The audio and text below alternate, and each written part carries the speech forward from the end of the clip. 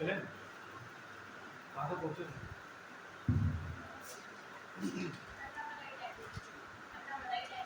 अन्नामलाई तक पहुँचे थे।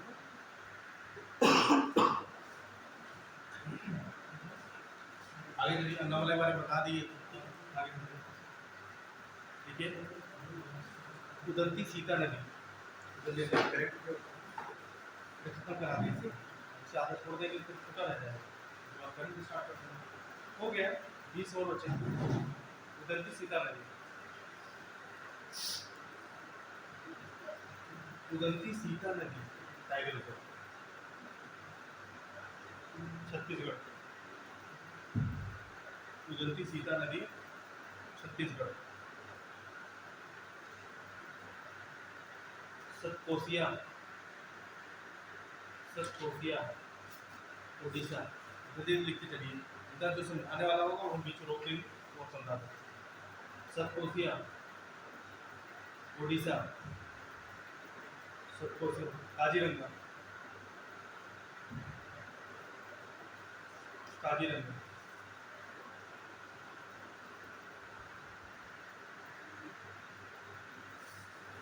काजीरंगा ये असम।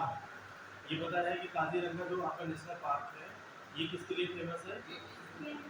सिंगल हॉर्न वाले राइनोसोरस के लिए, सिंगल सिंग वाले गैंडे के लिए फेमस है। ठीक है, काजीरंगा। आगे चलते हैं। अचानक मार अमरकंटक, अचानक मार अमरकंटक, अचानक मार छत्तीसगढ़। अचानक मार अमरकंटक छत्तीसगढ़। अचानक मार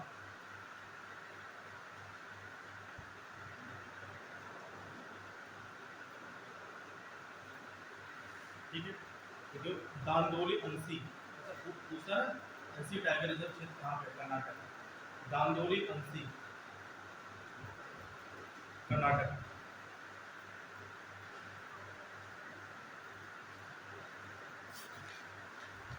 दांदोली अंसी कर्नाटक। संजय डुगरी, संजय डुगरी मध्य प्रदेश। संजय डुगरी टाइगर रिजर्व कहाँ पे है? मध्य प्रदेश। संजय डुगरी मध्य प्रदेश। आगे लिखिए, मुदमुलई, ये पहले का बता चुके थे। मुदमुलई,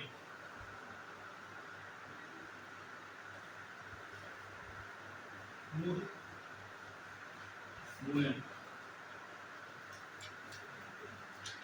तमिलनाडु। मुदमुलई टाइगर रिजर्व कहाँ पे है?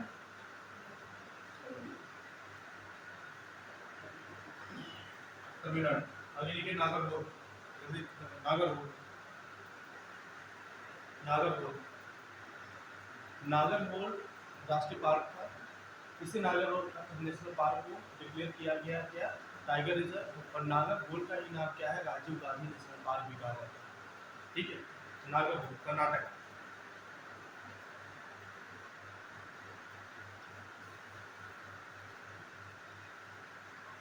नागरहोल टाइगर रिजर्व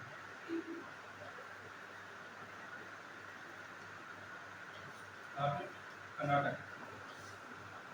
कर्नाटक क्या आपने पढ़ा? बांदीपुर था, अंसी था, नागरहोल, ये तीन आपके कहाँ पे है? कर्नाटक में है।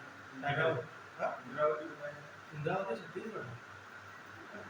छत्तीसगढ़ छत्तीसगढ़ मैं देख लिया, उसे करेक्ट कर लीजिए अगर आप गलत लिख रहे हैं। इंद्रावती छत्तीसगढ़।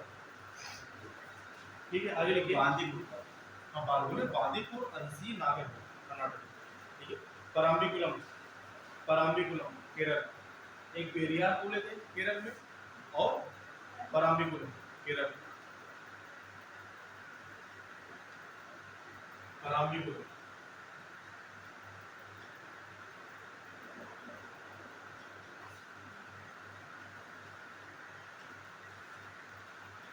टाइगर जो कहाँ पे है? केरला में। वो तो मुझे कुछ एडिशनल इन्फॉर्मेशन देके तभी पता चला, ज़्यादा नहीं पता। ठीक है, सह्याद्री, सह्याद्री देखो वेस्टर्न घाट वाला जो क्षेत्र होता है उसे क्या बोला जाता है? सह्याद्री। से वहाँ पे लोकली नोन एज, देखो वेस्टर्न घाट को लोकली नोन एज क्या बोला जाता है? सह्याद्री बोला जाता है। और उसी वही क्षेत्र पे ही टाइगर रिजर्व डिक्लेयर कर दिया गया है। तो इंडिया का ये वाला जो क्षेत्र होता है वेस्टर्न घाट वाला, इस वेस्टर्न घाट को क्या बोला जाता है आपको? सह्याद्री, सह्याद्री रीजन बोला जाता है, सह्याद्री क्षेत्र। ठीक है, इसे सह्याद्री बोलते हैं। और यही पे ही सह्याद्री पे ही टाइगर रिजर्व क्लियर कर दिया गया है, टाइगर रिजर्व। और ये हमें सह्याद्री जो बोला जाता है वो लोकली स्थानिक लैंग्वेज बोला जाता है, लोकली नोन। ठीक है, लोकली नोन इसे इस वेस्टर्न घाट।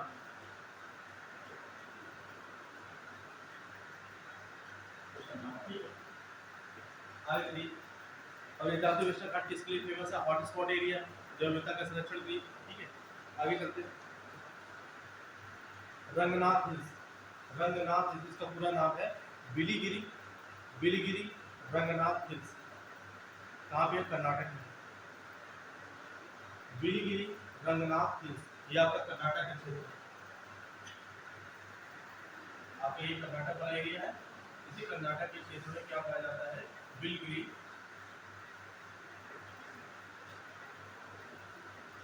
Biligiri, Biligiri Ranganath hills.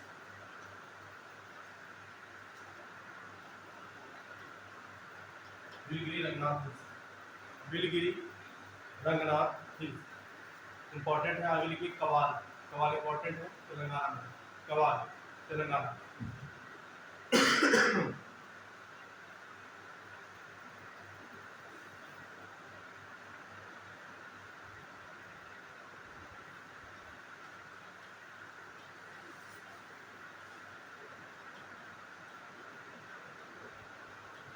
Kawal tiger reserve.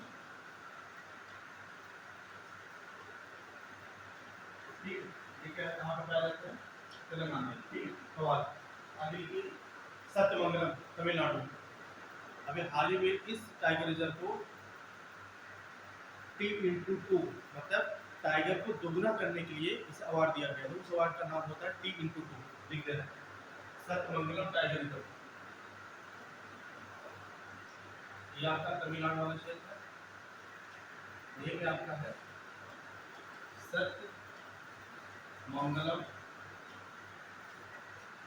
Tiger reserve. और ये तमिलनाडु का सबसे बड़ा टाइगर रिजर्व है, सत्यमंगलम टाइगर रिजर्व। ठीक है, तमिलनाडु का सबसे बड़ा टाइगर रिजर्व भी है। और इसे भी हाल ही में T/2 अवार्ड दिया गया, T/2 अवार्ड। T/2 मतलब टाइगर को, बाघ को दोगुना करने के लिए, बाघ को दोगुना करने के लिए इसे ये अवार्ड दिया गया है। सत्यमंगलम टाइगर रिजर्व तमिलनाडु में है। और ये तमिलनाडु का सबसे बड़ा टाइगर रिजर्व कौन सा? सत्यमंगलम टाइगर रिजर्व है। और इसे T/2 अवार्ड भी हाल में दिया गया है। ठीक है, आगे लिखिए मुकुंदरा हिल्स, राजस्थान। इंपॉर्टेंट है, Mukundra hills Rajasthan, Mukundra hills Rajasthan, Mukundra hills Rajasthan.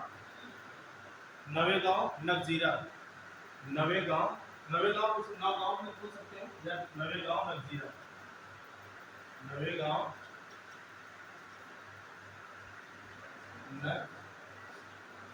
Nagzira, Navegaon Nagzira.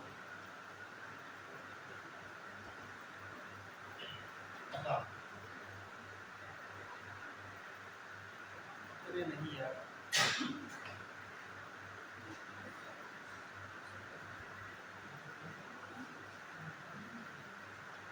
Maharashtra, Navegaon वाला क्षेत्र है ना, नवगांव, नवेगांव, महाराष्ट्र, महाराष्ट्र, नवेगांव नगजीरा, महाराष्ट्र। एक इंफॉर्मेशन ऐड करके और लिख लो, यहाँ पे हमने बताया था T/2 कि अभी हाल ही में पीलीभीत टाइगर रिजर्व को T/2 पुरस्कार से सम्मानित किया गया था। ये कहाँ पे है? उत्तर प्रदेश में, पीलीभीत, पीलीभीत।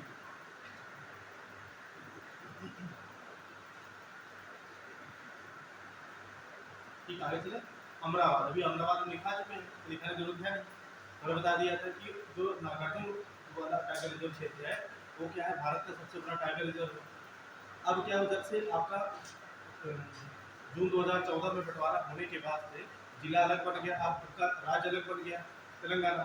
तेलंगाना राज्य अलग बन जाने की वजह से जो नागरिकों का जो क्षेत्र था, इसका क्षेत्र कहाँ जाने लगा, आपके तेलंगाना वाले क्षेत्र में। लेकिन सबसे ज़्यादा जो क्षेत्र पड़ता है वो आंध्र प्रदेश पड़ता है। तो जो तेलंगाना वाला क्षेत्र है उसी क्षेत्र को क्या बोला गया, नागार्जुन क्षेत्र को ही अमराबाद टाइगर रिजर्व। ठीक है, तो वहाँ से याद करोगे ज़्यादा आसान होगा। अभी लिखोगे तो कोई सा रटोगे, जहाँ लिखवा दिए हैं वहाँ पढ़ोगे तो दोनों चीज़ें क्लियर करेंगे। ठीक है, लिखा है लाइन छोड़ देगा। आगे लिखिए, पीलीभीत उत्तर प्रदेश। पीलीभीत लिखवा चुके हैं, अभी पीलीभीत को पॉइंट लिखा है कि पीलीभीत अभी टीम पुरस्कार पाया टाइगर रिजर्व। फिर आगे चलते हैं। ठीक है, अब लिखिए बोर, महाराष्ट्र में bore, bore BOR, bore, bore, bore tiger reserve. ये आपका पाया जाता है, ये आपका महाराष्ट्र में, महाराष्ट्र में है बोर टाइगर रिजर्व। अगर पूछा जाए इंडिया का सबसे छोटा जो टाइगर रिजर्व, ये 2014 बना था, डेट लिख लीजिएगा 2014 हाल ही में। इंडिया का अगर सबसे छोटा स्मॉलेस्ट टाइगर रिजर्व बताया जाए, सबसे छोटा स्मॉलेस्ट, तो ये कौन सा है, bore tiger reserve, smallest tiger reserve. सबसे बड़ा आपने क्या देखा, नागार्जुन है। सबसे छोटा कौन सा, बोर टाइगर रिजर्व है, जो आपको महाराष्ट्र में आ जाएगा। आगे चलिए, राजा जी, राजा जी, राजा जी कहाँ पे है, उत्तराखंड। राजा जी टाइगर रिजर्व उत्तराखंड, अभी हाल ही बनाया गया 2015 में। टाइगर रिजर्व हाथी के लिए भी है, लेकिन टाइगर के लिए बनाया गया था मेनली ये। बाद में इसने एशियाटिक एलिफेंट के लिए यहाँ पे ये होगा कि यहाँ पे इसका संरक्षण किया जाएगा। जैसे अभी हाल ही में क्या हुआ कि वर्धा वाइल्ड लाइफ सेंचुरी में, अभी सब अभी तो पढ़ाई नहीं, वर्धा वाइल्ड लाइफ सेंचुरी बनाई जा रही है कि उसमें क्या हुआ, जो एशियाटिक लायन का एक संरक्षण केंद्र यहाँ पे है, ये अभी गिरी नेशनल पार्क में, तो गिरी वाला आपको जूनागढ़ वाला क्षेत्र हो जाता है। तो वहाँ पे क्या होता है, सभी हाथियों का, सभी लायन का संरक्षण नहीं हो पा रहा था, तो जिसकी वजह से एशियाटिक लायन को स्थानांतरित कर करके वहाँ से वर्धा वाइल्ड लाइफ सेंचुरी लाया जा रहा है स्थानांतरण के लिए। तो वर्धा वाइल्ड लाइफ जो सेंचुरी है वो गुजरात के सुरेंद्र नगर जिले में। ये भी करंट, जस्ट करंट अभी न्यूज है। ठीक है, अभी करंट में पढ़ा रहे हैं। ठीक है, आगे लिखिए, क्या लिखा है, राजा जी उत्तराखंड। ओरंग, ओरंग, आगे लिखिए, ओरंग असम, ओरंग असम।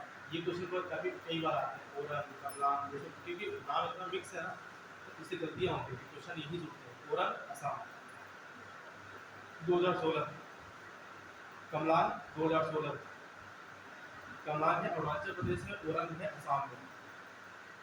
आपका ओरंग जो है, ओरंग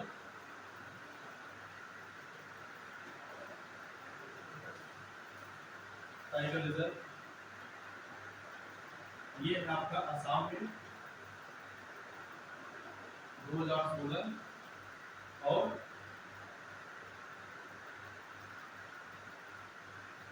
कमलान टाइगर रिजर्व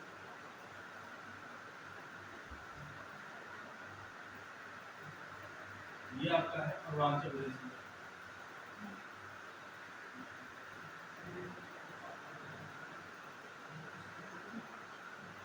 ये कब बना था, 2016। ठीक है, कमलान है, बहुत अच्छे से नाम याद रखना, कमलान, कमलान है आपका अरुणाचल में, ओरंग है आपका असम में। नाम कंफ्यूज हो जाएगा एग्जाम में, इसलिए बहुत क्लियर स्पेशल लिखवा दिया हमने, ओरंग असम, कमलान अरुणाचल में। ठीक है, आगे लिखिए, श्रीविल्लीपुतूर, श्रीविल्लीपुतूर मेघालय, श्रीविल्लीपुतूर लिख देना,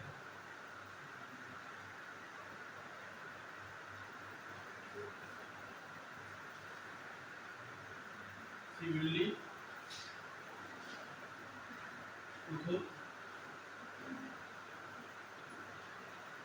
मेघालय।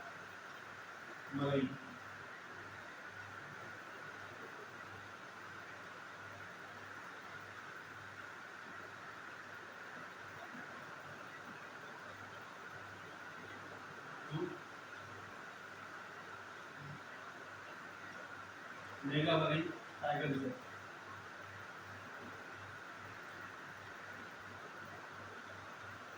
Tiger reserve. ठीक है, श्रीविल्लिबुतूर मेगा वनडे टाइगर रिजर्व कहाँ पे है? तमिलनाडु। अभी हाल ही मनाया गया 2021। श्रीविल्लिबुतूर मेगा वनडे tiger reserve. Ramgarh Vishdhari tiger reserve Rajasthan में अभी हाल ही मनाया गया 2022। 2022 में 2 बने हैं।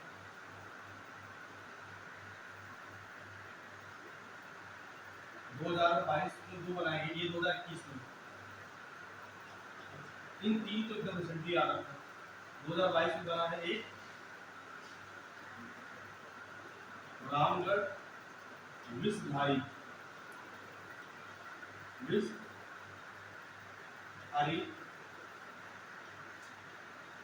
टाइगर रिजर्व रामगढ़ विषधारी, ठीक है। और दूसरा बना है रानीपुर।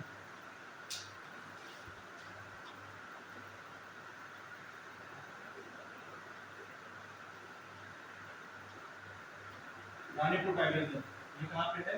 यूपी में है। ये कहाँ पे है? राजस्थान में।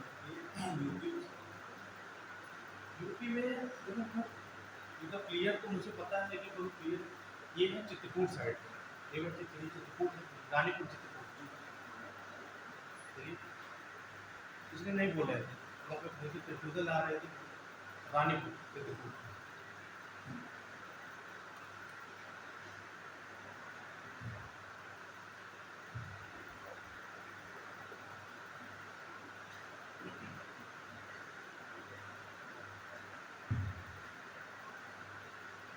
कौन से चित्रकूट ना?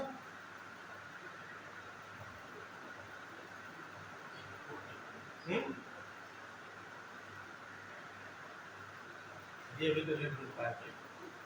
चित्रकूट है ना? ये चित्रकूट। जो थोड़ा सा कंफ्यूजन जिसके वो नहीं है। रानीपुर टाइगर रिजर्व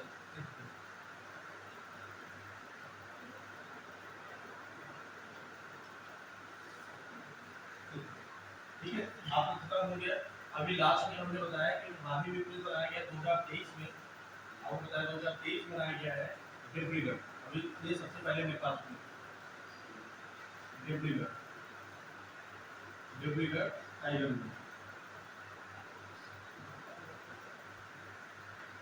रिजर्व, ठीक है। अब एक चीज और एडिशनल इंफॉर्मेशन में अब डाल लीजिए कि जहां बालीपुर लिखो, कर्नाटक का वहां लिखो। अभी क्वेश्चन आ सकता है कि वो कौन सा टाइगर रिजर्व है जहाँ पे ड्रोन का यूज किया जा रहा है। तो ड्रोन टेक्निक से वहाँ पे चीज़ों को निरीक्षण किया जा रहा है। तो ड्रोन से निरीक्षण करने वाला अभी टाइगर रिजर्व बना है वो है Bandipur tiger reserve. Bandipur tiger reserve जहाँ कर्नाटक में, जहाँ लिखो बांदीपुर, उसके आगे इन्फॉर्मेशन लिख लीजिए कि ड्रोन तकनीकी का प्रयोग, मानव रहित ड्रोन तकनीकी का प्रयोग कहाँ पे किया जा रहा है? बांदीपुर टाइगर रिजर्व में किया जा रहा है।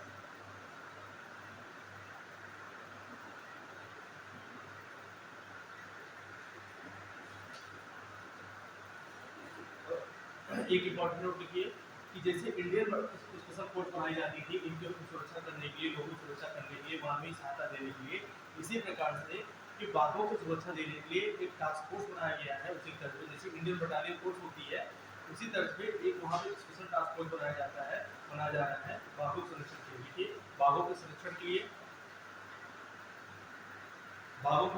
लिए स्पेशल टाइगर प्रोटेक्शन फोर्स बनाया गया। स्पेशल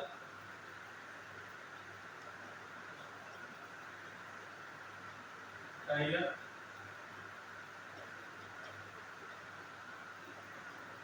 प्रोटेक्शन फोर्स का गठन कीजिए। इसके तरफ से इंडियन बटालियन फोर्स के तरफ से, इसे आप समझ जाओगे। जैसे इंडियन बटालियन फोर्स होती है उसी की तरफ से स्पेशल, इसका हिंदी है नहीं, सीधे ऐसे लिख लीजिएगा, स्पेशल टाइगर सुरक्षा बल, स्पेशल टाइगर सुरक्षा बल, स्पेशल टाइगर सुरक्षा बल इंडियन रिजर्व फोर्स के तरफ से। जो इंडियन बटालियन फोर्स नहीं बनती, इंडियन रिजर्व फोर्स, उसी के तरफ से। आगे चलिए।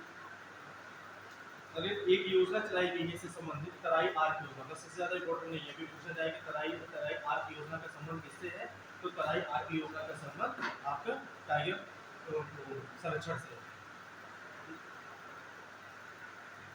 तराई आर्क योजना किसके द्वारा स्टार्ट की गई है, ये इंपॉर्टेंट है, ये लिखिए WWF world wild life fund और तराई आर्क योजना। इसका मतलब एक्सप्लेन करने की जरूरत नहीं है क्योंकि जितना इंपॉर्टेंट है वही बता रहा है, तराई आर्क योजना, इससे कोई मतलब नहीं। जो क्वेश्चन आए क्योंकि अगर लिखने को भी आएगा तो आप खाली इस योजना का मेंशन करोगे बेसिक, और क्वेश्चन भी आएगा तो पूछेगा तराई आर्क योजना का संबंध किससे है, वो आपका है टाइगर के प्रोटेक्शन में, प्रोटेक्शन के लिए। और तराई आर्क योजना किसके द्वारा चलाई जा रही है, WWF क्या है, वर्ल्ड वाइल्ड लाइफ फंड। ये क्या होता है भाई, ये कौन सी चीज है, पूरे विश्व में एक संगठन है, वो संगठन का नाम है वर्ल्ड वाइल्ड लाइफ फंड, जो भी टाइगर को संरक्षण करने के लिए क्या करती है, पैसा प्रोवाइड करती है, वित्त पोषण देती है, पैसा देती है, योजना चलाती है, जिसके वजह से टाइगर का संरक्षण किया जाए विश्व भर में। ठीक है, वर्ल्ड वाइल्ड लाइफ, इसकी स्थापना कब होती है, 1961, ये 1961, और इसका हेडक्वार्टर है ग्लैंड, स्विट्जरलैंड। हेडक्वार्टर कहाँ पे है, ग्लैंड, स्विट्जरलैंड।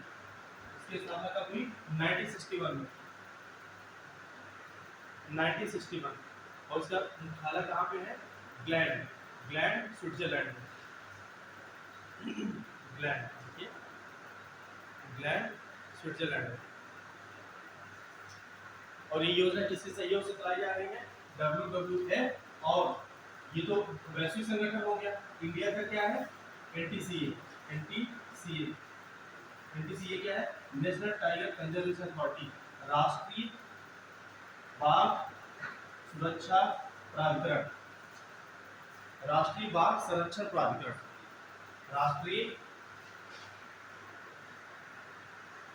राष्ट्रीय बाघ संरक्षण प्राधिकरण, राष्ट्रीय बाघ संरक्षण प्राधिकरण और वर्ल्ड वाइल्ड लाइफ फंड के द्वारा विश्व वन्यजीव कोष, विश्व वन्यजीव कोष और राष्ट्रीय बाघ संरक्षण प्राधिकरण दोनों के सहयोग से टाइगर को प्रोटेक्शन देने के लिए, इसके लिए कंजर्वेशन के लिए, संरक्षण के लिए, कंजर्वेशन के लिए, संरक्षण के लिए योजना चलाई जा रही है। कौन सी योजना है, तराई आर्क योजना, तराई आर्क योजना।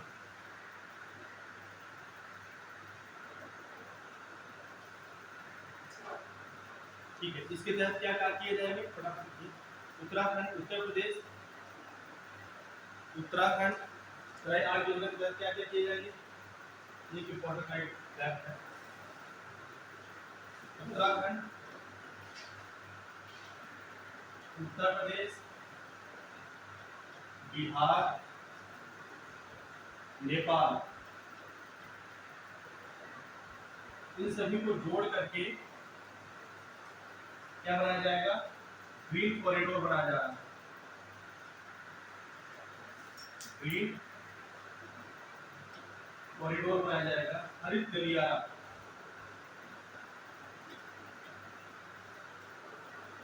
हरित गलियारा क्या बनाया जाएगा, हरित गलियारा। इसे उत्तराखंड,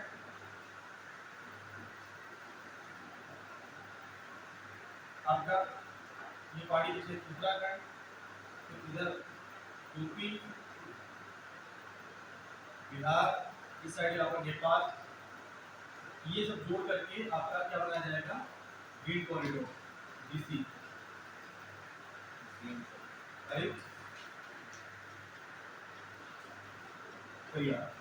इस योजना के तहत ये काम किया जा रहा है, ये तराई आर्क योजना के तहत काम किया जा रहा है। IRQ योजना किसके द्वारा चलाई जा रही है? WWF विश्व वन्यजीव कोष और राष्ट्रीय बाघ संरक्षण प्राधिकरण के द्वारा चलाई जा रही है। ठीक है, विश्व वन्यजीव कोष की स्थापना कब होती है? 1961 में। इसका मुख्यालय कहाँ पे है? ग्लैंड, स्विट्जरलैंड में। ठीक है, आगे चले। उत्तर प्रदेश में कहाँ पे? उत्तर प्रदेश में कौन सा क्षेत्र इस हरित गलियारा उत्तर प्रदेश क्षेत्र में आएगा? ये फटाफट से पूछेगा तो नहीं, लेकिन जानने के लिए ये नहीं पूछेगा उत्तर प्रदेश कौन सा क्षेत्र आएगा। आपको मेन पूछने वाला है सेगमेंट यही है, जो सेगमेंट बता दिए, लेकिन फिर भी अगर बाई चांस अगर मैथ का फॉलोइंग दे दिया तो मानते रहिए। यूपी का कौन सा क्षेत्र है? Dudhwa national park, Dudhwa national park, Dudhwa, Kishanpur, Kishanpur कहाँ पे है? लखीमपुर, हाँ लखीमपुर वाला ही उसका मैक्सिमम रेट है लखीमपुर वाला। तो Dudhwa national park, Kishanpur sanctuary, Kishanpur अभ्यारण्य, किशनपुर अभ्यारण्य, कतरनिया घाट, कतरनिया घाट बताइए कहाँ पे? बहराइच। दुधवा नेशनल पार्क, किशनपुर, कतरनिया घाट, सुहेलदेव, सुहेलदेव बलरामपुर में, सुहेलदेव,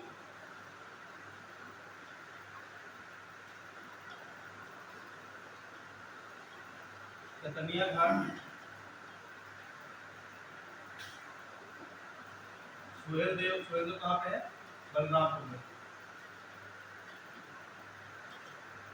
ठीक है, सुहेलदेव कहाँ पे? बलरामपुर। और सुहारी,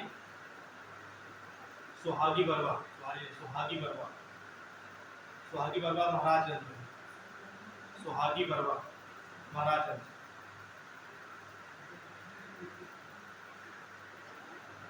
सुहागी बरवा ये कहाँ पे चलाया जा रहा है? सुहागी बरवा कहाँ पे है? महाराजगंज।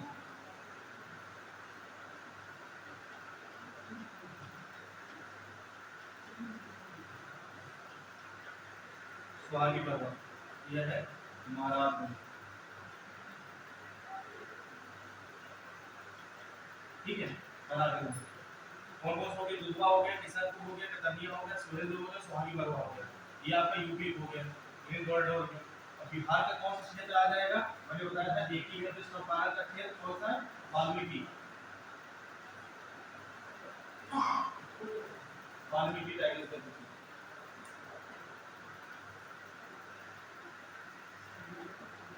Valmiki tiger reserve. ठीक है, और उत्तराखंड का कौन सा आएगा? जिम कॉर्बेट और राजा जी। उत्तराखंड का कौन सा आ जाएगा? जिम कॉर्बेट, कॉर्बेट और राजा जी।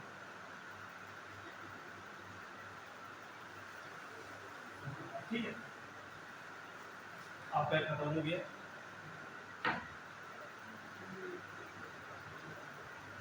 उसके आगे प्रोजेक्ट डेली है, प्रोजेक्ट चीता, तो बात पढ़ाएंगे, प्रोजेक्ट चीता वाला करंट का टॉपिक है, वो लिख लीजिए। प्रोजेक्ट चीता चला जा रहा है 2022 से, तो करंट आ ही गया।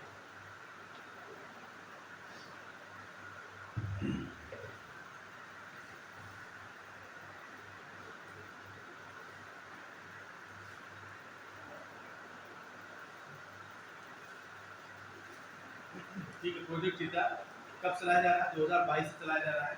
अभी तुम लोगों ने सुना होगा कि इंडिया में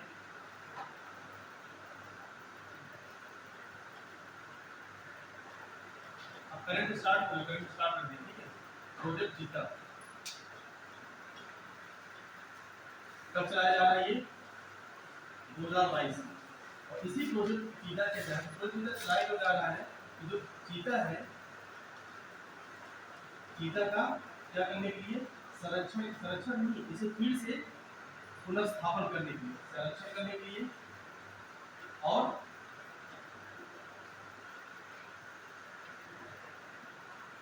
रिहेबिलिटेशन करने के लिए, पुनर्वासन, पुनर्वासन मतलब आवास को फिर से बनाने के लिए। और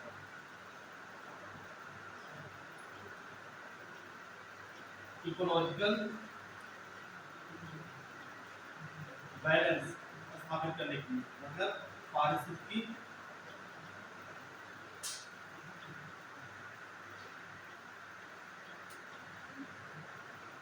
संतुलन बनाने के लिए, संतुलन बनाने के लिए प्रोजेक्ट चीता 2022 से कार्यक्रम चलाया जा रहा है। और ये प्रोजेक्ट चीता के थ्रू पहला जो चीता लाए गए थे, जो 7 चीते लाए गए थे, 8 चीते थे, 8 चीते लाए गए थे पहली बार, 8 चीता, ठीक है। ये लाया गया था सबसे पहली बार कहाँ से? नामीबिया से। कहाँ से? नामीबिया से। और नामीबिया से कहाँ पे लाए गए थे? क्या अफ्रीका है? एक नॉर्मल आइडिया, ठीक है। अफ्रीका से कहाँ लाया गया था? आपका एमपी। एमपी में कहाँ पे? ऊनो राष्ट्रीय पार्क, राष्ट्रीय पार्क, ऊनो नेशनल पार्क,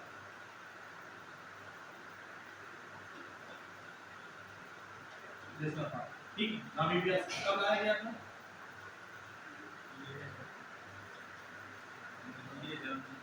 उनके जन्मदिन 17 सितंबर को, ये पहला है। ये किसके तहत, कौन सी ऐसी योजना चल रही है जिसके तहत ये लाया जा रहा है? ये कौन सी ऐसी योजना चल रही है जिसके तहत ये लाया जा रहा है?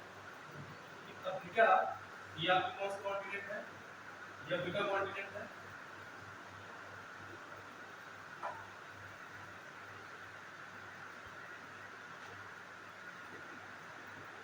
या अफ्रीका कॉन्टिनेंट है। और ये कौन सा है? ये आपका इंडियन सब कॉन्टिनेंट है। ये कौन सा है? भारतीय महाद्वीप ना, इंडियन सब कॉन्टिनेंट।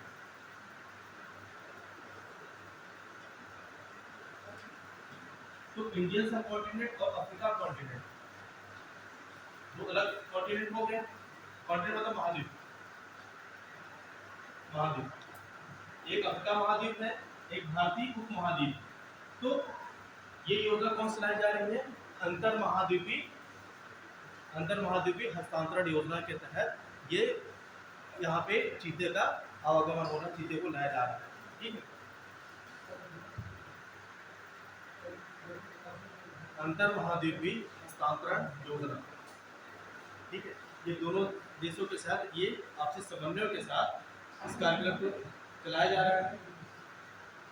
और इसी कार्यक्रम के तहत चीते को नामीबिया से, अफ्रीका कॉन्टिनेंट से इंडियन सब कॉन्टिनेंट पे लाया जा रहा है। ऐसा लाया जाने के लिए क्या रीजन? क्योंकि 1947 में पहली बार 1947 में लास्ट बार, आखिरी बार चीतों को देखा गया। चीतों को आखिरी बार कब देखा गया था? 1947 में, ठीक है।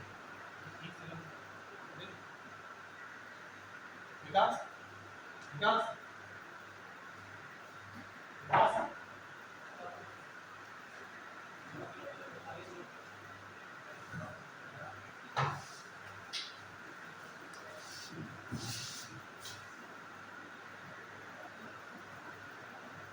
क्या हुआ था आपके पास 1947 में?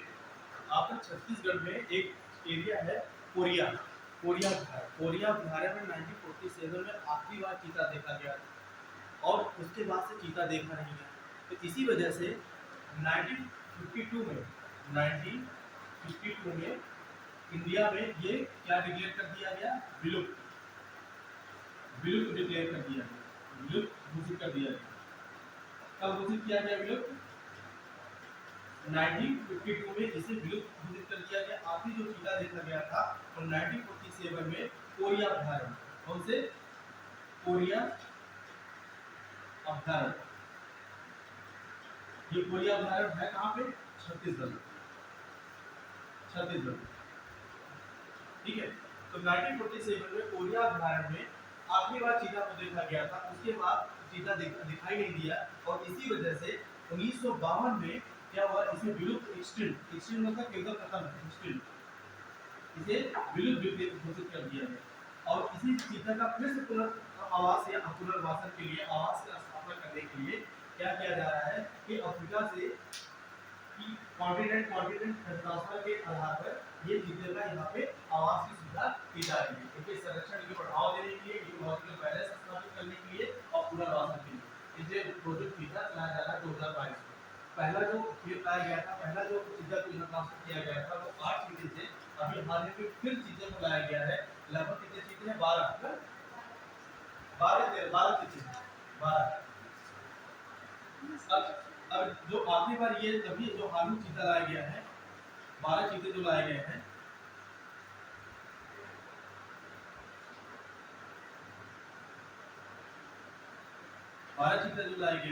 ये कहाँ से लाया गया है?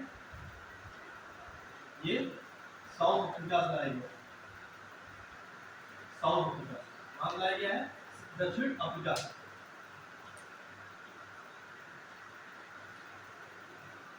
दक्षिण अफ्रीका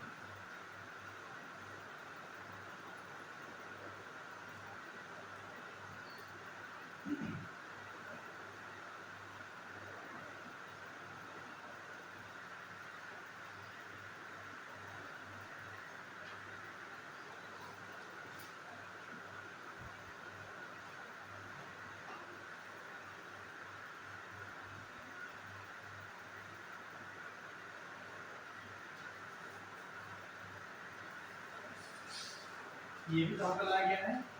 ये एमपी का कूनो नेशनल पार्क है। ये क्या है? Kuno national park. कहाँ पे? ये एमपी, मध्य प्रदेश में। और कहाँ से लाया गया है? ये आपका अफ्रीका है।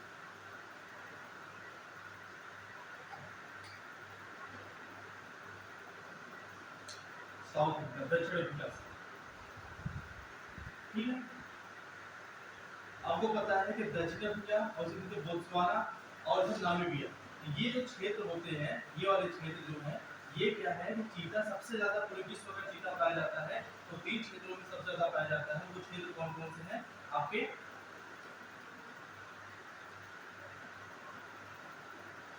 Namibia,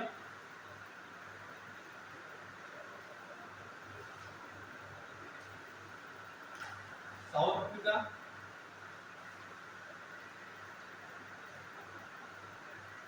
Botswana,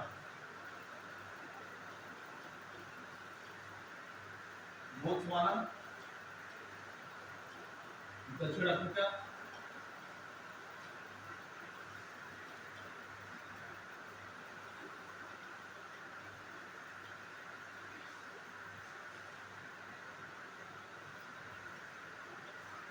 Namibia.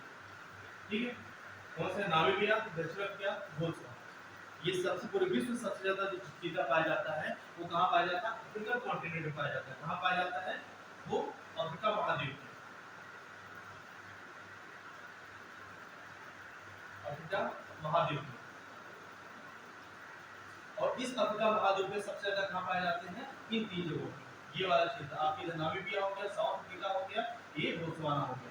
इसी क्षेत्र में सबसे ज्यादा आपकी चीजें पाए जाते हैं, एक नामीबिया में और साउथ अफ्रीका में, बोत्सवाना में। ठीक है, और ये साउथ अफ्रीका से दूसरी चीज जो लाई गई है कूनो नेशनल पार्क में, वो कहाँ से लाई गई है? वो साउथ अफ्रीका से लाई गई है। पहला वाला कहाँ से लाया गया था? नामीबिया से लाया गया। ठीक है,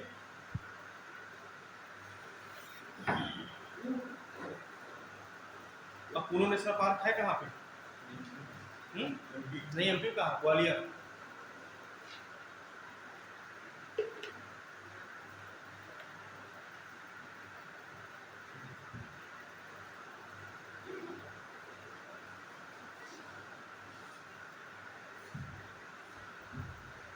ठीक है,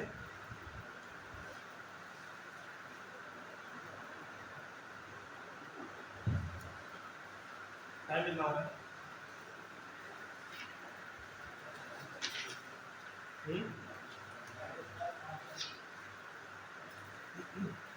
चलिए देखिए,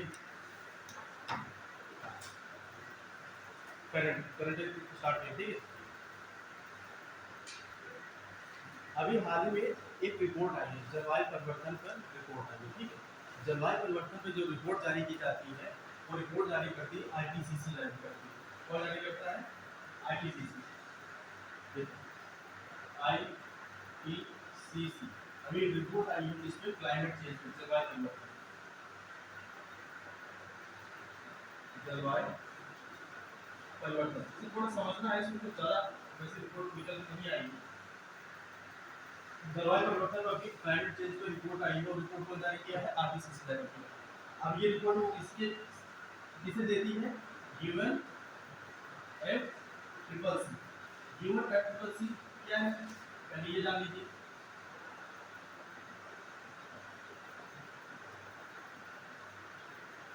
यूनाइटेड नेशन फ्रेमवर्क कन्वेंशन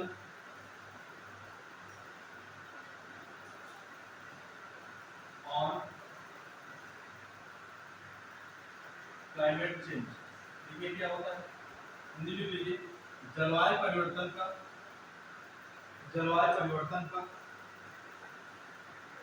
संयुक्त राष्ट्र जलवायु परिवर्तन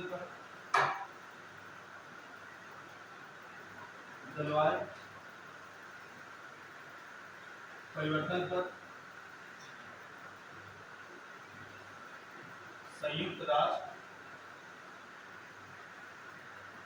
संयुक्त राष्ट्र फ्रेमवर्क कन्वेंशन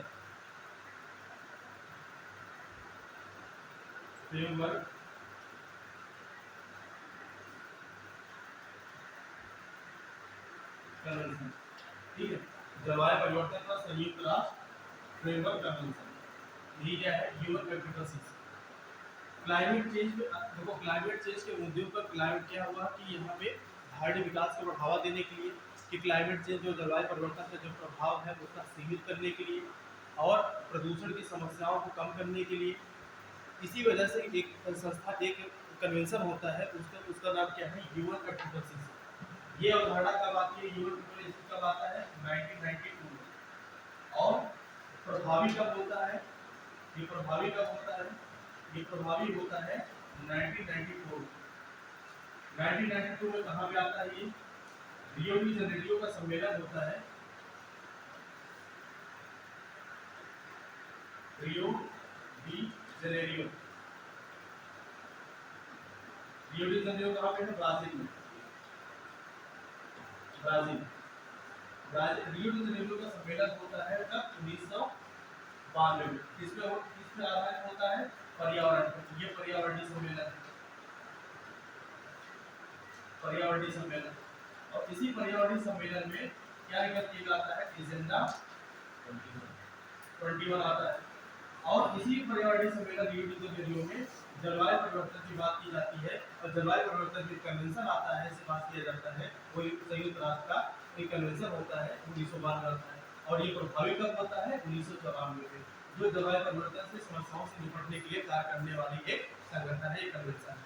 और इसी से ही रिलेटेड क्या होता है? IPCC है, इसका नाम होता है इंटर गवर्नमेंट पैनल। इसका नाम होता है इंटर गवर्नमेंट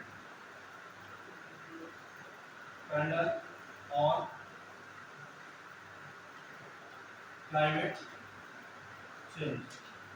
जलवायु परिवर्तन पर अंतरराज्यीय पैनल। जलवायु परिवर्तन पर ऐसे तुम्हें नहीं समझ रहा है, किताब को कैसे बैठोगे, ऐसे मतलब समझ ही नहीं पा रहा, तो कहाँ कुछ और है, कहाँ देखोगे? इसको बंद कर दो, इससे समझ नहीं आएगी। एक बार इसे पढ़ लो, फिर उसे जब अपने आप से पढ़ोगे तब तुम्हें क्लियर समझ आएगा। फिर उसमें जब कोई डाउट हो तो फिर हमसे पूछ लें। और ऐसे क्या है कि ऐसे क्लास चलती है, किताब खोल के ऐसे बैठ कर मजा नहीं आ रहा, तो क्या होगा कि आपको माइंड में नहीं जाए कि वो चीज़ पढ़े नहीं है, होता क्या है। हाँ, मतलब रोक नहीं रहे, इस बात पूरा ना मानो, तुम रोक नहीं रहे, आप सोच सकते हैं, लेकिन हम तुम्हें बता रहे हैं कि मतलब ये इस तरीके पर क्या होता है कि तुम्हें पता ही नहीं आएगा। किताब मतलब तुम्हें अच्छा लगेगा जब तुम इधर समझ लोगे होता क्या है।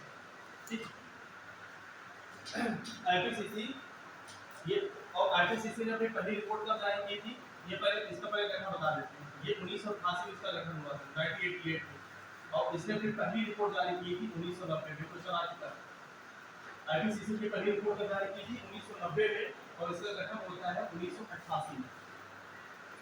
ठीक है, अब कितनी बात हो चुकी है, जो उसकी बेसिक बात है। अब आते हैं पॉइंट पे। अब इसकी रिपोर्ट आई है अभी हाल ही में 2023 में इसकी रिपोर्ट आती है आईपीसीसी की। अब कभी भी अगर आईपीसीसी देखें समझ जाना जलवायु परिवर्तन की रिपोर्ट आई है। ठीक है, तो जलवायु परिवर्तन अभी रिपोर्ट जारी किया है, और इसमें ये बोला गया है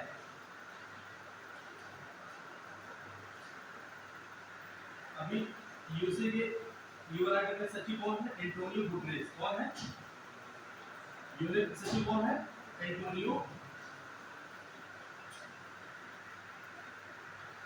गुटेरेस। इन्होंने सबसे ये बोला है, भाई आग्रह किया है कि सभी अपना अभी सब बहुत बात करते हैं, पेरिस समझौता में बात ये हुआ था कि हम 2005 के जो औद्योगिक स्तर है उस औद्योगिक स्तर पर हम 2% डिग्री सेल्सियस की कटौती करेंगे, ग्रीन हाउस गैसों की कटौती करेंगे। ये बात चल रही थी। अभी आपका पेरिस कन्वेंशन हुआ था, कब हुआ था, पेरिस समिट कब हुई थी,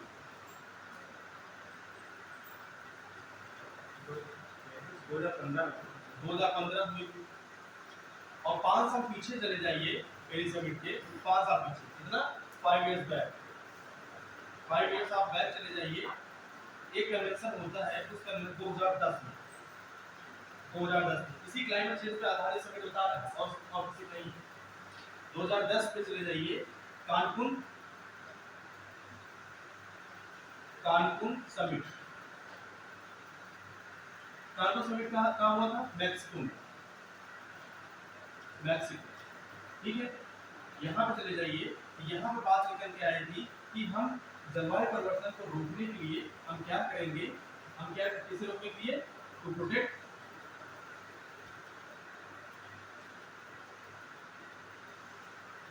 क्लाइमेट चेंज।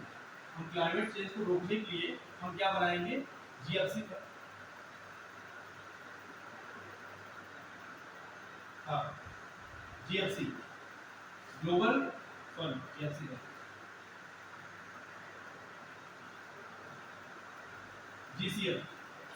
जीसीएफ क्या, ग्लोबल क्लाइमेट फंड, वैश्विक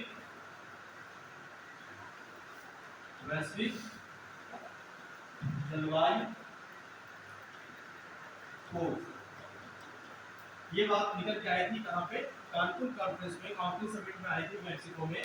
ये बोला गया था कि हम जलवायु परिवर्तन को सुरक्षा करने के लिए, जलवायु परिवर्तन को क्या करने के लिए, कम करने के लिए, कैसे कम करोगे, हम ग्रीन हाउस गैसें होती है, ग्रीन हाउस गैस GHG, ठीक है, ग्रीन हाउस गैस को क्या करेंगे, हम कम उत्सर्जित करेंगे, उनके उत्सर्जन पर क्या करेंगे, रोक लगाएंगे। इन्हीं ग्रीन हाउस गैसेस को रोकने के लिए क्या बात निकल के आई थी, इस कोष की स्थापना की जाएगी, वैश्विक जलवायु कोष की स्थापना की जाएगी। क्वेश्चन आता है कि वैश्विक जलवायु कोष की स्थापना कब हुई थी, ये किस कॉन्फ्रेंस में, वो मैक्सिको के कानकुन कॉन्फ्रेंस में ग्रीन क्लाइमेट फंड की स्थापना हुई थी। ये ग्रीन क्लाइमेट फंड की स्थापना किससे संबंधित है, कि जलवायु परिवर्तन की समस्याओं से निदान पाने के लिए। जलवायु परिवर्तन समस्याओं से निदान क्या होता है, मृदा क्षरण को रोकना है, आपका ये बढ़ती हुई जो इसमें डिसीज रोग की समस्या है, इस समस्या को क्या करना है, कम करना है।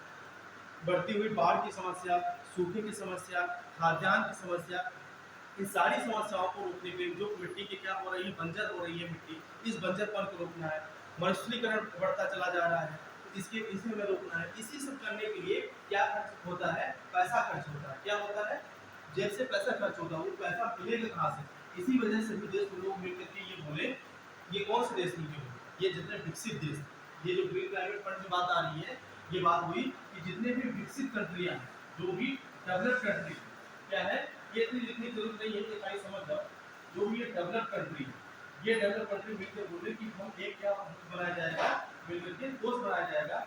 इस कोष में क्या होगा, कितने का कोष, $100 बिलियन का, कितने का, $100 बिलियन प्रति वर्ष। इसमें हम क्या करेंगे, $100 बिलियन का हम कोष बनाएंगे, और इसी के माध्यम से जो भी विकासशील देश होंगे, जो भी, जैसे मान लो कि आपका यूएसए है, यूके है, नॉर्वे है, स्वीडन है, ये सब क्या है? विकसित देश है। ये क्या है? डेवलप कंट्री है। क्या है? डेवलप कंट्री है। अब ये डेवलप कंट्री मिल करके क्या करेंगे? ये कोष बनाएंगे, उसी कोष का नाम दिया गया ग्रीन क्लाइमेट फंड नाम दिया गया, और इसमें पैसा डालेंगे। मान लो $100 बिलियन की बात की गई, कितनी बात की गई थी? $100 बिलियन की बात की गई थी। इस $100 बिलियन का एक कोष बनेगा, जिस पैसे के माध्यम से जितने भी विकसित कंट्री में हमेशा क्या होता है कि कार्बन इमिशन की संभावना बहुत ज़्यादा बढ़ जाती है। कार्बन एक उत्सर्जन के समय क्यों? क्योंकि वो अपने अर्थव्यवस्था को बढ़ा रहे होते हैं। अर्थव्यवस्था बढ़ाने के साथ साथ वो अपने ऐसे भी निर्माण क्षेत्र को बढ़ाते हैं जहाँ पे क्या होता है, फैक्ट्रियाँ उद्योग लगते हैं, जिससे कार्बन डाइऑक्साइड और अन्य पोल्यूटेंट्स निकलने की संभावना रहती है। तो इसी वजह से ये बोला गया है 2010 में कि हम ऐसा फंड बनाएंगे। इस फंड के माध्यम से हम क्या करेंगे कि विकसित देश जो विकसित नहीं, जो विकासशील देश है, डेवलपिंग कंट्री, ठीक है, जो विकासशील देश होते हैं, विकासशील देशों में हम क्या करेंगे? जैसे इंडिया हो गया, इधर आपका चाइना हो गया, यहाँ पे हम क्या करेंगे? इन पैसों को लगा करके इनके उद्योगों को क्या बनाएंगे? स्वच्छ बनाएंगे। यहाँ पे पैसा हम ज़्यादा इन्वेस्ट करेंगे, जिससे ये अपने यहाँ संरक्षण कर सके और यहाँ पे और अनेक प्रोग्राम चला सके, जिसकी वजह से क्लाइमेट चेंज को प्रभावित करने वाले जो भी कारक हो उन्हें क्या किया जाए? कम किया जा सके। ये बात निकल कर, लेकिन सिर्फ ये बात ही रह गई, हुआ काम कुछ नहीं, काम इसको कुछ हुआ ज़्यादा नहीं। जब समय आता है तुम्हारा पेरिस समिट का, पेरिस समिट में ये बात निकल के आती है, पेरिस समिट में कि नहीं देखो अब बहुत हो चुका, सब बात हो रही है। अब क्या किया जाए? जितने भी विकासशील देश होंगे वो ग्रीन क्लाइमेट फंड जो होता है, वैश्विक जलवायु कोष होगा, उसमें प्रतिवर्ष क्या करेंगे कि सब मिलकर के $100 बिलियन इसे बढ़ाएंगे। लेकिन 2019 तक कुछ नहीं हुआ, $10 बिलियन खाली हुआ था 2019 में। 15 में बात आ गई थी कि पेरिस समिट में कि अब प्रतिवर्ष इसे क्या करेंगे? $100 बिलियन का कोर्स करेंगे, जिससे हम क्या करेंगे कि 2005 के स्तर तक हम क्या करेंगे? 2005 के स्तर तक पूर्व औद्योगिक स्तर पे हम क्या करेंगे कि 2% हम क्या करेंगे? जो अर्थ टेम्परेचर है, पूरा वैश्विक टेम्परेचर, अर्थ का टेम्परेचर है, उसे कम करेंगे।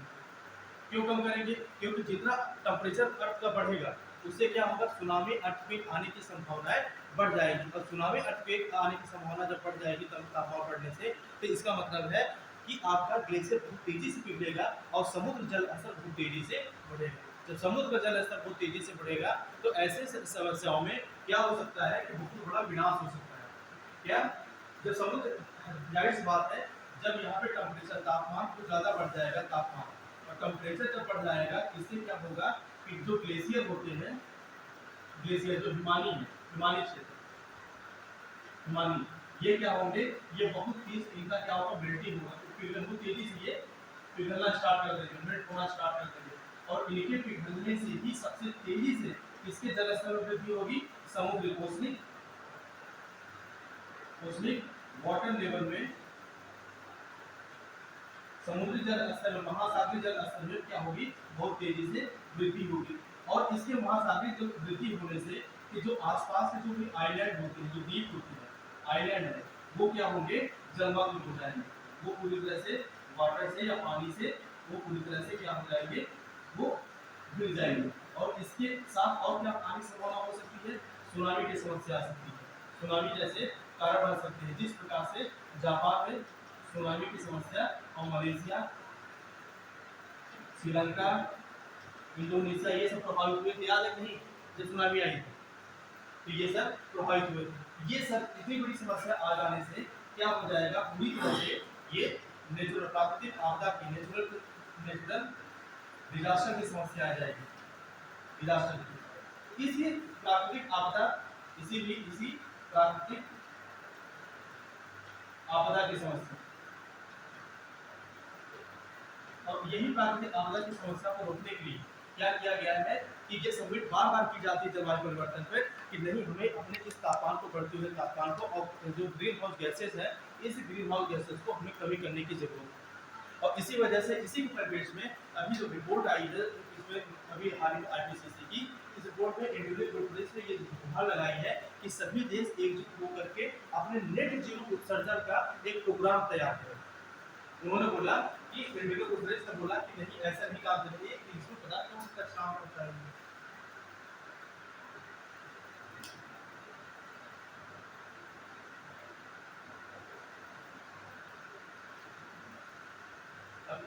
एंटोनियो गुटेरेस ने यही बोला भी कि अब हम क्या करेंगे कि इसमें नेट जीरो उत्सर्जन का एक अपना सारे देश जितने भी है, जो सारे कंट्री है, सारे देश हैं, वो क्या करें अपना एक योजना तैयार करें इसके लेकर के नेट जीरो इमिशन के लिए, नेट जीरो इमिशन उत्सर्जन के लिए। इसका मतलब क्या होता है भाई नेट जीरो इमिशन का, ये बता चुके हैं, कोई बताए नेट जीरो उत्सर्जन,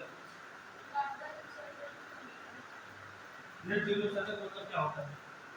मतलब इग्ना का कानून सचेत करना, मतलब संतुलन बनेगा पर्यावरण का, मतलब एक सीमित सीमा तक लाना, जीरो का। हाँ एकदम सही कह रहे हो, एक सीमित सीमा तक उसे क्या करना है, कमी करना। कार्बन जो उत्सर्जन हो रहा है उसमें उत्सर्जन में एक सीमित सीमा तक कमी करना ही नेट जीरो उत्सर्जन कहा जाता है। और ये नेट जीरो जो उत्सर्जन है, भारत ने कब तक का लक्ष्य रखा है? 2070 तक का। 2070 तक। ये इंडिया का जो लक्ष्य है नेट जीरो इमिशन का, वो कब तक रखा गया है इंडिया के द्वारा? 2070 का लक्ष्य। और रेलवे ने 2030 तक रखा है।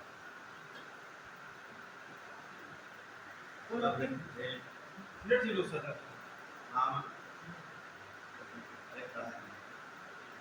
नेट जीरो उत्सर्जन 2030 का लक्ष्य नहीं रखा होगा, वो ये बोला होगा कि हमने उसे कुछ दिन पहले पढ़े थे, सीईओ से ये बोला था शायद कि हम क्या करेंगे, कमी करेंगे उत्सर्जन में, कमी करेंगे, हम ज़्यादा से ज़्यादा इलेक्ट्रिफिकेशन पे हम ध्यान देंगे। हाँ, तो उसने नेट जीरो उत्सर्जन की बात नहीं कही थी, उसने ये कही थी टारगेट 2030 रखा है। उसने ये बोला था कि जो रेलवे आपका है, रेलवे विभाग वो क्या करेगा, ज़्यादा से ज़्यादा वो इलेक्ट्रिफिकेशन की तरफ ज़्यादा मूवमेंट हो जाएगा, 2030 तक हम पूरा कम्प्लीटली इलेक्ट्रिफिकेशन कर लेंगे, उसने ये बोला। ठीक है, तो उसने जब इलेक्ट्रिफिकेशन की बात की, उसने ये बोला था कि हम नेट जीरो के उत्सर्जन में हम योगदान देंगे, तो वो कमी लगने को पूरा टारगेट था, क्योंकि इंडिया का पूरा टारगेट 70 है, 2030 उसने ये बोला था हम उसमें कमी करने में एक अहम योगदान इम्पोर्टेंट रोल प्ले करेंगे, उसने ये बोला था। ठीक है, आगे चले, आपसे किताबें पूरी। ठीक है, तो योजना तैयार करी है एंटोनियो गुटेरेस ने कहा, और अब ये भी बात निकल के आई अभी तक का 2015 के पेरिस समिट हो जाने के बाद भी अभी भी जो भी वृद्धि चल रही तापमान की, वो लगभग 1.1% की वृद्धि चल रही है। अगर ऐसी वृद्धि चलती रही 1.1% के टेम्परेचर के इंक्रीमेंट में, तब तो क्या हो जाएगा कि आगे आने वाले सालों में ये हमारा क्या होगा, टेम्परेचर और बढ़ जाएगा, और ये पूरी तरह से क्या होगा, सुनामी और नेचुरल डिजास्टर का ये खतरा बन सकता है। इसलिए हमें ध्यान देना है कि जो 1.1% की वृद्धि चल रही है, इसे और कम किया जाए, इसे और ज़्यादा से ज़्यादा कम किया जाए। पता है कि जब औद्योगिक क्रांति नहीं आई थी, तो वायुमंडल में कार्बन डाइऑक्साइड का कितना ppm था? 280 था। आज टाइम कितना है? 2016 डेटा के अकॉर्डिंग 414 हो चुका है। आज का टाइम तो और ज़्यादा होगा, अभी तो फिर से वाली रिपोर्ट नहीं आई है, अभी रिपोर्ट आएगी तो पता चल जाएगा, आज तो और ज़्यादा हो जाएगा, इंटेंसिटी उसकी बहुत ज़्यादा हो सकती है। ठीक है, ये आपका आईपीसी था, आईपीसी इतनी चीज़ थी, उसका बेस बता दिए कब क्या आया था। ठीक है, और यूएनएफसीसी क्या होता है, और अभी रिपोर्ट में क्या बोला गया। ठीक है, आगे लिखिए, वन आधारित उत्पादों का वन प्रमाणन अनिवार्य था।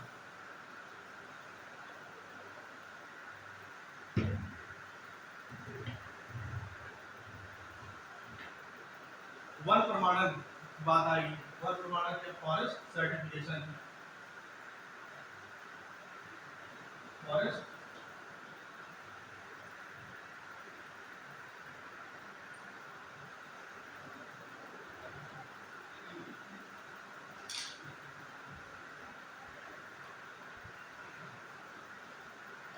फॉरेस्ट सर्टिफिकेशन, ये क्या होता है पहले ये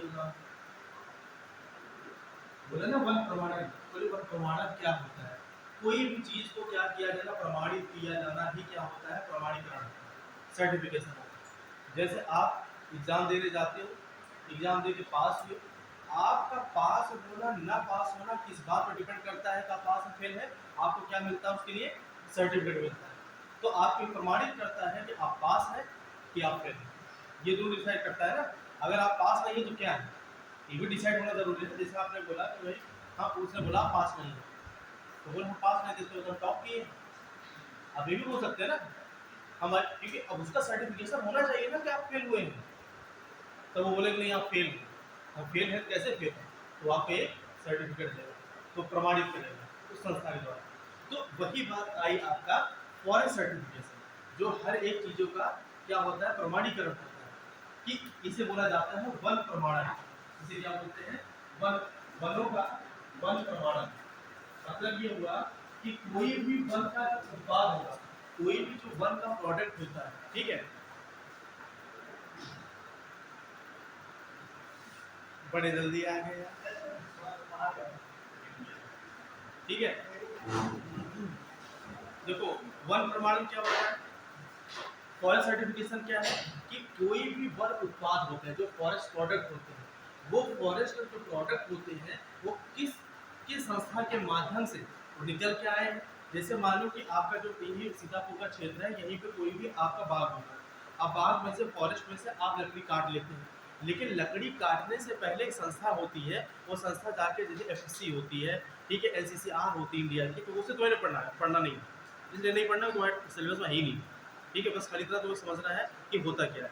तो संस्था होती है, ये डिसाइड करती है कि उसे किस ढंग से काटा गया है, साउंड होता है काटने के। जैसे मान लो किसी लकड़ी को काटना है तो आप सीधा हथौड़ी से ऐसे सीधा काट दे रहे हैं, ये तरीका नहीं करते। किसी भी पेड़ को कट करने का एक तरीका होता है, किस तरीके से काटे हो, कि उसे किस साउंड पे काटे हो, किस साउंड के साथ कौन सा ब्लेड का इस्तेमाल किए हो। क्योंकि क्या होता है कि जैसे कुछ ऐसे ब्लेड इस्तेमाल किए जाते हैं जिससे वो तो पेड़ कटे कटे, पता लगा अगल बगल का पेड़ भी क्षतिग्रस्त हो रहा है, इन्वायरमेंट उससे प्रभावित नहीं हो रहा है, ऐसे पेड़ कटे नहीं कटे हैं। ऐसे चीज़ों को तुम वहाँ से काट के ऐसी जगह से ला रहे हो जहाँ से आसपास की जैव विविधता तो नहीं खराब हो रही है। तो इस बात का निर्धारण संस्थाएं करती हैं, और इसी वजह से फिर उसके बाद वो क्या करती हैं, अप्रूव करती हैं, प्रमाणीकरण करती हैं कि जो वनों से ग्रहण किया गया ये उत्पाद है, ये क्या है, सर्टिफाइड। तो इसी वन उत्पाद के सर्टिफाइड को ही क्या बोला गया है, फॉरेस्ट सर्टिफिकेशन, वन प्रमाणन। ठीक है, इसका मतलब ये होता है। और चीज़ इसमें डीप नहीं जाएंगे क्योंकि वो चीज़ आपके सिलेबस में है। ठीक है, तो फॉरेस्ट सर्टिफिकेशन वन प्रमाणन का अभी अनिवार्य कर दिया गया। ऐसा क्यों किया गया अनिवार्य, ये बोला गया वही अनिवार्य होना चाहिए। ये क्यों अनिवार्य होना चाहिए, क्योंकि इससे इलीगल कटिंग नहीं होगी। इलीगल कटिंग कैसे करने का मतलब क्या है, पता लगा आप पेड़ गए खरीद के काट के बेच दिए, तो उसको कोई प्रमाणीकरण है नहीं। ऐसे ही क्या होता है, इलीगल ट्रेड होता है, इलीगल व्यापार बहुत ज़्यादा बढ़ जाता है। और इलीगल व्यापार में ये भी नहीं होता है, क्योंकि आप जैसे मार्केट में जाते हैं, कोई दवा खरीदते हैं, कोई खुली दवा मिले, आप उसको भरोसा जताएंगे, नहीं जताएंगे जब तक वो सर्टिफाइड नहीं होगा। तो इसी वजह से ये बात निकल के आ रही है, किसी भी हम वन उत्पाद का हम उस पर भरोसा क्यों करें कि ये साखू की लकड़ी है, कि सागौन की लकड़ी है, कि शीशम की लकड़ी है, कि मिक्स लकड़ी है, ये संकर प्रजाति है, कौन सी प्रजाति है। ठीक है, हम कैसे समझे। तो इसी बात को समझने के लिए और ये अप्रूव करने के लिए, पुख्ता जानकारी के लिए कि नहीं ये साखू है, तो साखू का सर्टिफिकेशन लगा हुआ है, ये साखू की लकड़ी है। फर्नीचर आपका सोफा साखू की लकड़ी से बना हुआ है, सागौन की लकड़ी का आपका क्या बना है, खिड़की विंडो बनी हुई है, पेड़ लगे हुए हैं। ये सर्टिफिकेशन इस बात में आपको उसी हिसाब से क्या होगा, पैसे लिए जाएंगे। नहीं पता लगा हमने बोला सागौन तो बेच दिए कटहल, अब पता लगा आदमी समझ ही नहीं पाए, घर पे जाए 2 बार पढ़ के पता तक तो उसका बीच में सड़ा हो गया, तो वो देखेगा ये तो सागौन बोल के दिया था, तो हमें मिला कटहल का। ठीक है, अब किस बेस पे उसे कंप्लेन करने जाओ, फिर क्या करो कि गाँव जाकर लड़ाई करो, हम दो पटक के मार देंगे, हम तुमसे चौराहे मिल लेंगे, तुम पैसा दोगे क्या है। तो ये सब चीज़ बड़े लेवल पर नहीं चल पाती, ये क्षेत्रीय लेवल पर चलती है। एक दुकानदार छोटा सा उस लेवल चलेगी, लेकिन उसका कोई मतलब निकला, वो पैसा जो दबंग है वो पैसा नहीं देगा, तो क्या करो। तो इसीलिए कि इलीगल इसकी व्यवस्था ना होने पाए, इसी वजह से बोला गया कि आज के जो भी वन उत्पाद होंगे, अगर उसका इंटरनेशनल ट्रेड किया जाएगा तो उसमें क्या होगा, फॉरेस्ट सर्टिफिकेशन होना जरूरी है। और ये पढ़ लीजिए, पूरे भारत में सिर्फ खाली यूपी एक ऐसा राज्य है जो फॉरेस्ट सर्टिफिकेशन देता है, कोई नहीं।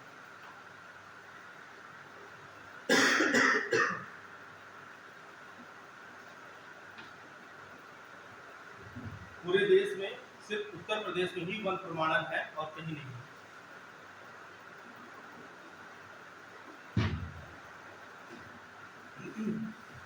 और किन देशों के द्वारा ये बोला गया है, ये बात कर दिया जाएगा, यूरोप और यूरोपियन कंट्रीज, यूरोपियन के द्वारा और यूएसए के द्वारा। यूएसए और यूरोपियन के द्वारा बोला गया अगर कोई भी लकड़ी फॉरेस्ट सर्टिफिकेशन के आधार पर नहीं है तो हम उस लकड़ी को परचेज नहीं करेंगे। क्यों? क्योंकि आप कैसे किस टाइप किस फॉर्म में आप पेड़ की कटाई किए हो, इस बात को कैसे हमें पता चले, किस साउंड से, कितनी आवाज़, कितनी स्पीड में। एक होता है पेड़ कटाई करना, आप देखते हो कि जब पेड़ कटिंग होती है या किसी को तराशा जाता है तो एक उसके लिए मानक निर्धारण होता है, उतने धीरे धीरे तराशी जाती है। अब किसी को बहुत तेजी से तराशने लगो, कैसा नहीं है हीरा चमक जाएगा, ऐसा नहीं चमकता है। उसके लिए क्या होना चाहिए, एक मानक होता है, उस मानक के आधार पर उस चीज़ को तराशी जाती है। इसी वजह से लकड़ी कटाई होती है। कोई भी लकड़ी डैमेज ज़्यादा ना होने का उसके लिए एक साउंड होता है, तो उस साउंड के ऊपर लकड़ी नहीं कटनी चाहिए, उतनी स्पीड से नहीं कटनी चाहिए। नहीं, जितना झटका यहाँ से लगेगा ऊपर वाले भी झटका लगेगा और अंदर डैमेज होने के चांसेस होंगे। कोई अंदर आगे कुछ देख नहीं लेगा कि कितना है, तो वो किसका निर्धारण करता है, वन प्रमाण से निर्धारण होता है कि इतने साउंड से, इतने प्रेशर से लकड़ी नहीं कटनी चाहिए। इस बात को वो हमेशा क्या होगा, उपभोक्ता की मदद करने की बात करता है। फॉरेस्ट सर्टिफिकेशन से किसे मदद मिलती है, कंज्यूमर को, जो खरीदने जाता है, उनके संरक्षण की बात करता है। ठीक, बस था तो बस खाली इतना कि खाली उत्तर प्रदेश है और यूरोप और यूएसए द्वारा खाली किया गया है कि अगर कोई सर्टिफिकेशन नहीं है फॉरेस्ट का, हम माल नहीं खरीदेंगे। लेकिन जो समझा दिए होता है क्या फॉरेस्ट सर्टिफिकेशन। आगे चलिए, एशियाई शेरों के लिए, एशियाई शेरों के लिए टाइम हो गया क्या? एशियाई शेरों के लिए वन्यजीव अभ्यारण्य, बरदा वन्यजीव अभ्यारण्य प्रस्तावित किया गया है। इसे अभी देखो, अभी आप बोले थे, जल्दी जल्दी लिख लीजिए। एशियाई शेरों के लिए मतलब इसमें यह है कि अभी आपको हम बताया था कि जो आपका गिरी नेशनल पार्क है, गिरी नेशनल पार्क आपका कहाँ पे है, गुजरात में। तो गुजरात का जो गिरी नेशनल पार्क है वो एशियाटिक लायन के लिए फेमस है इंडिया में। तो गिरी नेशनल पार्क से अब वहाँ पे एशियाटिक लायन के लिए और एक अभ्यारण्य बनाया जा रहा है जहाँ पे एशियाटिक लायन का संरक्षण किया जा सके। वो कौन सा है, वो बरदा आपका सेंचुरी है, बरदा वन्यजीव अभ्यारण्य है। और ये बरदा वन्यजीव अभ्यारण्य कहाँ पे है, गुजरात के सुरेंद्रनगर जिले में। बस इससे ज़्यादा इंपॉर्टेंट इसमें नहीं, गुजरात के सुरेंद्रनगर जिले में। और बरदा वन्यजीव अभ्यारण्य कब बनाया गया था, 1979 में, 1979 में। बरदा वन्यजीव अभ्यारण्य कब बनाया गया था, 1979 में, 1979 में। और ये कार्य किसके द्वारा किया जाता है, WII, भारतीय वन्यजीव संस्थान, wild life institute of India, WII, ये किसके द्वारा, wild life institute of India. इसकी स्थापना कब होती है, 1982 में इसे स्थापना किया जाता है। इसका हेडक्वार्टर कहाँ पे है, मुख्यालय देहरादून में, देहरादून कहाँ पे है, उत्तराखंड। ठीक है, WII, इसे बोलोगे भारतीय वन्यजीव संस्थान, भारतीय वन्यजीव संस्थान, भारतीय वन्यजीव संस्थान का स्थापना 1982 में, हेडक्वार्टर देहरादून। इसकी एक विजन है, उस विजन को लिख लीजिए। इसी तरह ये स्टार्ट किया गया है, लॉयन एक्ट 2047। इसका विजन है lion act 2047, a vision for Amrit Kaal, a vision, lion act 2047, a vision for Amrit Kaal, a vision for Amrit Kaal.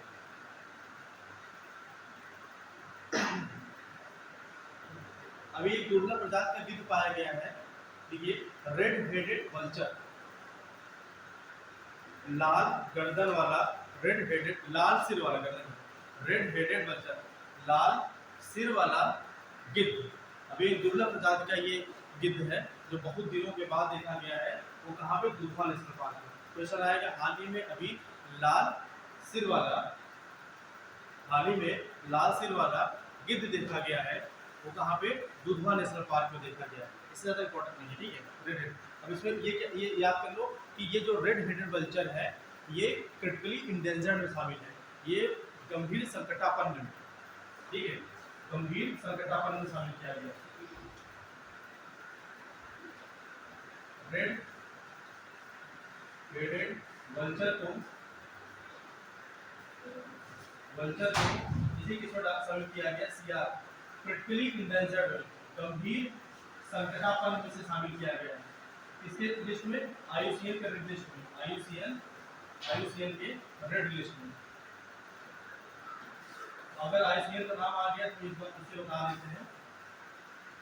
Red headed vulture मतलब लाल सर वाला गिद्ध, जिसे क्रिटिकली इंडेंजर्ड शामिल किया गया है, और ये कहाँ किस नेशनल पार्क में देखा गया है, उत्तर प्रदेश के दुधवा नेशनल पार्क में देखा गया है, और ये IUCN के इसमें है रेड लिस्ट में जारी किया गया है, ठीक है। तो हमेशा ही रेड लिस्ट में ही इसे गंभीर संकटापन्न की श्रेणी में डाला गया है। IUCN की स्थापना कब होती है, 1900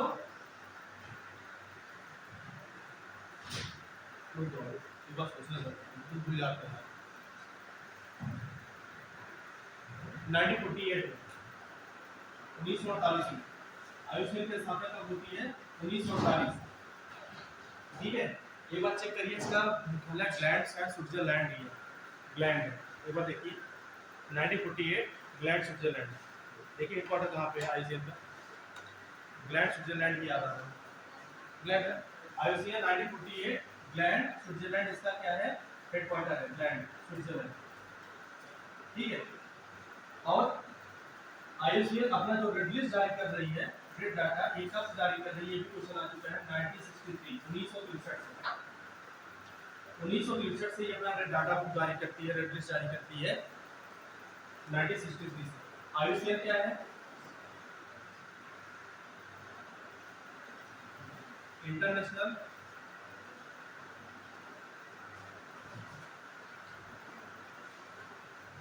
यूनियन